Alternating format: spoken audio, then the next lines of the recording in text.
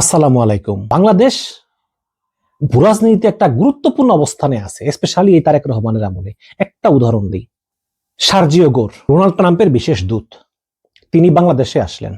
তিনি ভারতেও গিয়েছেন এবং ভুয়া সাংবাদিক, নবনীতা, তারপরে আরো কয়েকটা আছে না, ভারতের আছে, বাংলাদেশের আছে, মাসুদা ভাট্টি, এরা বলেছে যে সার্জিও গোর নাকি গোপনে শেখ হাসিনার সঙ্গে বৈঠক করেছেন, দেখা করেছেন, আরো কত কথাবার্তা। আচ্ছা, সার্জিও গোর শেখ হাসিনার সঙ্গে কেন দেখা করবেন? প্রশ্নই আসে না। তারেক রহমান 17 বছর ছিলেন লন্ডনে, তার সঙ্গে তেমন কেউই দেখা করে নেই। তার তো ক্ষমতা নাই, কেন দেখা করবে? এখন দেখা করতেছেন, এখন প্রধানমন্ত্রী হয়েছেন। তো শেখ হাসিনা হচ্ছে পরাজিত সৈনিক, তার সঙ্গে কেউ দেখা করবে না। এমনকি সার্জিও গোর বাংলাদেশে আসলেন, আসার পরে খলিলুর রহমানের সঙ্গে আওয়ামী লীগ নিয়ে একটা সিঙ্গেল কথা বলেননি, একটা সিঙ্গেল কথা বলেননি। এবং দেখেন, সবচেয়ে অবাক করা বিষয় হচ্ছে ভারতীয় হাইকমিশনার দীনেশ ত্রিবেদী, তিনি হচ্ছেন বাংলাদেশে নিযুক্ত ভারতের হাইকমিশনার। সেই দীনেশ ত্রিবেদী দেখা করেছেন ট্রাম্পের বিশেষ দূত সার্জিও গোরের সঙ্গে বাংলাদেশের ঢাকাতে। ভারতের সঙ্গে আমেরিকার সম্পর্ক নিয়ে সার্জিও গোর অবশ্যই কাজ করবেন, সেটা ভারতে। আর আমেরিকার সঙ্গে বাংলাদেশ সম্পর্কের বিষয়গুলো আলোচনা হবে ঢাকাতে। সার্জিও গোর তো ভারতেও গিয়েছেন, ভারত থেকে আসলে বাংলাদেশে। তো এই বাংলাদেশে এসে তিনি বৈঠক করলেন বিভিন্ন জায়গায়, আমাদের বাংলাদেশের বিভিন্ন ঊর্ধ্বতন কর্মকর্তার সঙ্গে, সেটাই স্বাভাবিক।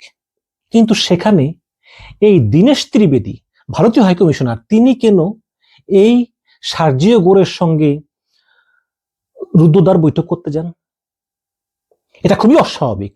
এবং আমার এই ছোট্ট অভিজ্ঞতা আমি বলতেছি, আমি ইতিপূর্বে এরকম আগে দেখিনি যে আরেকটা দেশের মন্ত্রী পদমর্যাদার ব্যক্তি বাংলাদেশে এসে অন্য দেশের হাইকমিশনার বা রাষ্ট্রদূতের সঙ্গে রুদ্ধদ্বার বৈঠক করেন। কিন্তু এক্ষেত্রে তাই হলো।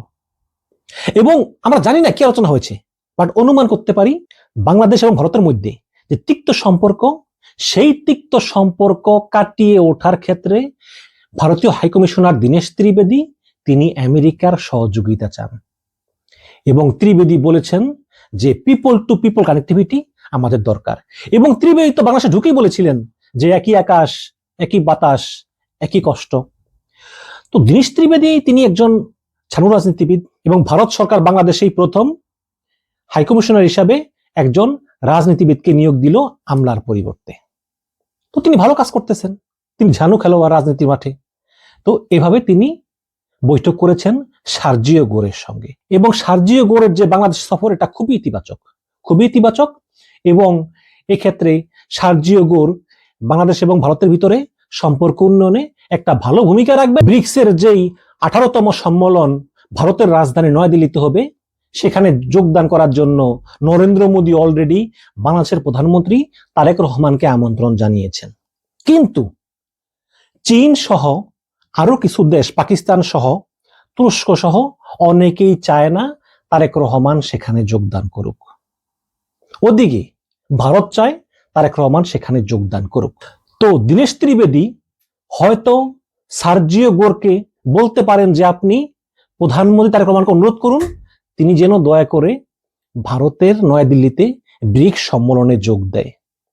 এটা বিএনপির ব্যাপার যে আসলে তারেক রহমান যোগ দিবে কি দিবে না, এটা নিয়ে মন্তব্য করবো না। তবে আমার কি মনে হয় জানেন, আমার মনে হয় যে এটা আননেসেসারি। আমাদের আসলে ব্রিক্স থেকে পাওয়ার কিছু নাই। বাংলাদেশের ইনকামের দুইটা প্রধান পথ, গার্মেন্টস, রেমিটেন্স। আমরা গার্মেন্টস রপ্তানি করি আমেরিকা এবং ইউরোপে, আর রেমিটেন্স আসে আরব দেশ থেকে এবং ইউরোপ থেকে। এখানে এই চীন, ভারত, দক্ষিণ আফ্রিকা, ব্রাজিল, রাশিয়া, এখানে আমাদের কাজ কি? হ্যাঁ, এটা বলতে পারেন যে মেন্টালি বা সাইকোলজিক্যালি আসলে আমরা একই মত পোষণ করি, আমার মতের সঙ্গে ব্রিক্সের দেশগুলোর মত মিলে যায়, আমরা হৃদয়ের কাছাকাছি। কিন্তু ইকোনমিক্যাল ইম্প্যাক্ট ছাড়া পলিটিক্যাল ইম্প্যাক্ট গুলো আসলে তেমন একটা কার্যকর না, কোনো কার্যকর না। যেই ব্রিক্সের সঙ্গে আমাদের বিন্দু মাত্র অর্থনৈতিক ইন্টারেস্ট নাই, সেখানে তারেক রহমান ব্রিক্সের সম্মেলনে গেলেই কি না গেলেই কি, উপরন্তু আমাদের আমেরিকা বা ইউরোপ নাকশ হয় এমন কোনো কাজ করা যাবে না, কারণ পেটে দিলে পিঠে সয়। এখনো আমাদের উপার্জনের বড় উৎস হচ্ছে আমেরিকা, ইউরোপ, এটা মানতে হবে। হ্যাঁ, আমাদের চীনের সঙ্গে সম্পর্ক রাখা লাগবে ব্যক্তিগতভাবে, আমাদের বিভিন্ন অবকাঠামোগত উন্নয়ন সহ অন্য বিভিন্ন উন্নয়নের জন্য, কিন্তু এজন্য ব্রিক্সে যাওয়ার কোনো প্রয়োজন নেই। But at the end of the day Tarek রহমানের সিদ্ধান্ত, তিনি কি করবেন, কিন্তু যাওয়ার প্রয়োজন নেই। ভূরাজনীতিতে স্থায়ী বন্ধু বা স্থায়ী শত্রু বলে কিছু নেই। সময়ের বিবর্তনে শত্রু বন্ধু হয়ে যায়, বন্ধু শত্রু হয়ে যায়। যে আমেরিকা একসময় ইংল্যান্ডের কাছ থেকে রক্তক্ষয়ী যুদ্ধের মাধ্যমে স্বাধীন হয়েছে, সেই ইংল্যান্ড এখন আমেরিকার বন্ধু। যেই হিটলার ইহুদিদেরকে মেরেছে, সেই জার্মানি এখন ইসরায়েলের বন্ধু। যে পাকিস্তানের কাছ থেকে ৭১ সালে আমরা যুদ্ধ করে স্বাধীনতা ছিনিয়ে এনেছি, সেই পাকিস্তানও এখন বাংলাদেশের বন্ধু। ভূরাজনীতিতে স্থায়ী বন্ধু স্থায়ী শত্রু বলে কিছু নাই। ব্যক্তি যায়, ব্যক্তি আসে, আবার ব্যক্তি যায়, আবার ব্যক্তি আসে, কিন্তু দেশ রয়ে যায়। ভারত কি ধীরে ধীরে শেখ হাসিনার দিক থেকে মুখ ফিরিয়ে নিচ্ছে? আজকে ভারতীয় পার্লামেন্টারি কমিটি একটা মিটিং করেছে কংগ্রেস নেতা শশী থারুর নেতৃত্বে। যেই কংগ্রেস প্রধান সোনিয়া গান্ধী, রাহুল গান্ধী শেখ হাসিনার খুবই কাছের লোক, এবং গান্ধী ফ্যামিলির সঙ্গে শেখ ফ্যামিলির সম্পর্ক তো ঐতিহাসিক। তো সেই কংগ্রেস নেতা শশী থারুর নেতৃত্বে একটা পার্লামেন্টারি কমিটি তারা বৈঠক করেছে, এবং বৈঠক শেষ করে তারা ভারত সরকারকে কিছু সুপারিশ করেছে। সেই সুপারিশ হচ্ছে, শেখ হাসিনাকে কোনো রাজনৈতিক কর্মকাণ্ড করতে দেওয়া যাবে না, এবং অবিলম্বে বাংলাদেশিদের জন্য ভিসা চালু করতে হবে। যদি বাংলাদেশিদের জন্য ভিসা চালু না হয়, তাহলে একটা রং মেসেজ যাবে। ভারত বাংলাদেশের মধ্যে যে পিপল টু পিপল কানেক্টিভিটি, এটা ক্ষতিগ্রস্ত হবে। এবং ৯৬ সালে যে গঙ্গা চুক্তি হয়েছে, সেই গঙ্গা চুক্তি নতুন করে নবায়ন করার জন্য সংসদীয় কমিটি ভারত সরকারকে সুপারিশ করেছে। এখন প্রশ্ন হচ্ছে, তাহলে কি বাংলাদেশে শেখ হাসিনা অধ্যায়ের এখানেই পরিসমাপ্তি? দর্শক, শেখ হাসিনা অধ্যায়ের পরিসমাপ্তি বাংলাদেশে কিন্তু ২ বছর আগে হয়ে গিয়েছে। তারপর আওয়ামী লীগের লোকেরা একটু চেষ্টা করেছিল বাঁচিয়ে রাখতে। শেখ হাসিনা বলেছে আগস্টে দেশে ফিরবেন, কিন্তু শেখ হাসিনা অধ্যায় বাংলাদেশে শেষ। এবং ভারত সরকার এও বলেছে যে বাংলাদেশ সরকার শেখ হাসিনাকে ফিরিয়ে দেওয়ার অনুরোধ করেছে, আমরা এই অনুরোধ খতিয়ে দেখতেছি এবং আমরা সিদ্ধান্ত নেব। দর্শক, কূটনীতিতে স্থায়ী বন্ধু বা স্থায়ী শত্রু বলে কিছু নাই। ভারতীয়রা অনেক কথা বলে যে ওদের ছাড়া আমরা চলতে পারবো না, বাঁচতে পারবো না। ইউনূসের ২ বছর বাংলাদেশের সঙ্গে ভারতের সম্পর্ক একেবারে তলানিতে গিয়েছিল, এত তলানিতে যেটা শেখ মুজিবের মৃত্যুর পরেও কিন্তু হয়নি। সম্পর্ক বন্ধ, ব্যবসা বাণিজ্য বন্ধ। তাতে কি হয়েছে? হ্যাঁ, বলতে পারেন যে অনেক বাংলাদেশি চিকিৎসার জন্য ভারতে যেতে পারেনি, কারণ ভারতে চিকিৎসা একটু সস্তা এবং অর্গানাইজড। এই কারণে অনেক বাংলাদেশি ভারতে গিয়ে চিকিৎসা করায়। কিন্তু যেই ব্যক্তি ভারতে গিয়ে চিকিৎসা করাতে পারেনি, সে মারা গিয়েছে, কিন্তু এতে ভারতের কি লাভ হয়েছে? কোনো লাভ তো হয়নি। এই যে বাংলাদেশে মিলিয়ন মিলিয়ন টুরিস্ট ভারতে যায়, কি পরিমাণ ডলার ব্যয় করে আসে, তাই না? তারপরে দেখেন আপনি, $12 বিলিয়ন প্রতি বছর বাংলাদেশ ভারত থেকে কিনে। এতে বিভিন্ন আছে, বিভিন্ন পণ্য সামগ্রী, কাঁচামাল, গার্মেন্টস, বিভিন্ন তুলা সহ অনেক পণ্য আছে, কিন্তু ভারত কিনে মাত্র $1 বিলিয়ন। তাও কিনে না, কমতে কমতে এখন দুই দেশেরই কমছে, অনেক কম। চীন থেকে আরো বেশি কিনে বাংলাদেশ, ভারত থেকে কিন্তু প্রচুর পরিমাণ কিনে। এর কারণ কি? ভারত থেকে কোনো মালামাল কিনলে এগুলো গুদামে রাখা লাগে না, একদম সকালবেলায় কিনলে সন্ধ্যাবেলায় কারণ বাজারে বিক্রি করতে পারে, ওই সড়ক পথে এসে যায়। এই ক্ষেত্রে সুবিধাটা আছে। এবং ব্যবসায়ীরা তো চাই একটু কম দামে বা কম খরচে যাতে পণ্যটা আনা যায়, তো বেশি লাভ করা যায়, স্বাভাবিক। তাহলে ভারত বুঝতে পেরেছে যে আসলে বাংলাদেশের সঙ্গে আসলে সম্পর্ক নষ্ট করে কোনো লাভ নেই।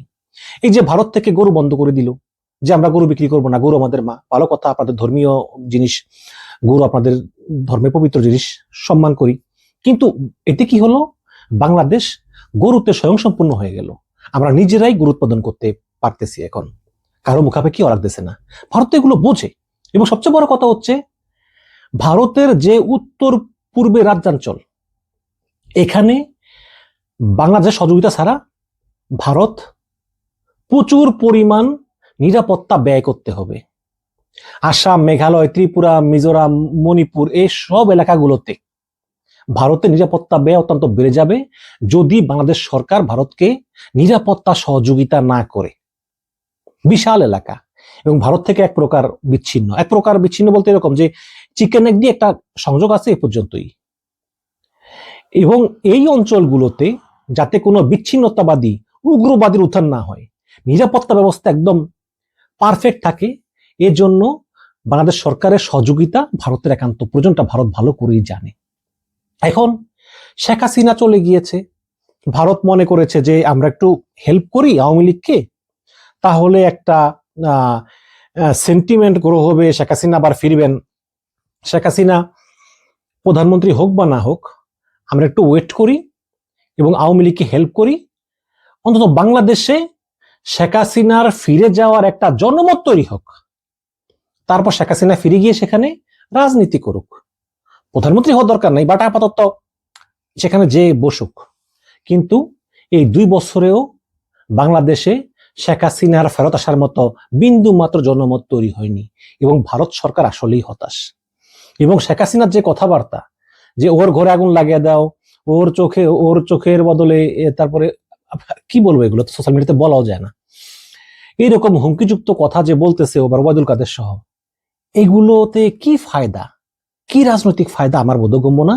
এটা ভারত সরকারও বোঝে, তারা বোঝে যে শেখ হাসিনা আসলে মেন্টালিও ফিট না রাজনীতি করার জন্য। কিন্তু ওই যেই আওয়ামী লীগের লোকেরা, শেখ পরিবারে সেই আরো কিছু, কিন্তু আসলে শেখ হাসিনার অধ্যায় বাংলাদেশে শেষ হয়ে গিয়েছে। শেখ হাসিনা গিয়েছে, মোদিও যাবে, তারেক রহমানও যাবে, হয়তো ভারতে আবার যে আসবে সেও যাবে, এভাবে পরিবর্তন হয়ে থাকবে, কিন্তু কান্ট্রি টু কান্ট্রি রিলেশন এটা থেকে যাবে। এটা দেরিতে হলেও ভারত সরকার বুঝতে পেরেছে এবং বুঝতে পেরেই ভারত তাদের যে গত 17 বছরের যে ভুলভ্রান্তি এগুলো শুধরে নিয়ে এখন পিপল টু পিপল কানেক্টিভিটির উপর জোর দিচ্ছে, যেটা যদি আসলেই বাস্তবায়ন হয় তাহলে এটা বাংলাদেশ এবং ভারত উভয়ের জন্যই মঙ্গল। এবং বাংলাদেশে শেখ হাসিনা অধ্যায়ের এটাই ফুল স্টপ। ভালো থাকবেন, ধন্যবাদ।